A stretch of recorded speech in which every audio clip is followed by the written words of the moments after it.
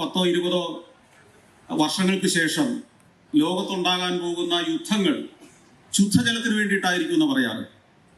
ശുദ്ധജലത്തിന്റെ ലഭ്യത ഒന്ന് ആലോചിച്ച് നോക്കൂ. ശുദ്ധജലത്തിൽ വർഷത്തിൽ ഒരു തവണ മുങ്ങിപ്പോകുന്ന ജനങ്ങളാണ് നമ്മൾ. ശുദ്ധജലത്തിൽ മുങ്ങിപ്പോയി നമ്മുടെ മത്സ്യബന്ധന തൊഴിലാളികൾ വള്ളവുമായിട്ട് വന്ന് നമ്മളെ ആ ശുദ്ധജലത്തിൽ നിന്ന് രക്ഷിച്ചുകൊണ്ട് പോകുന്ന നാടായത്.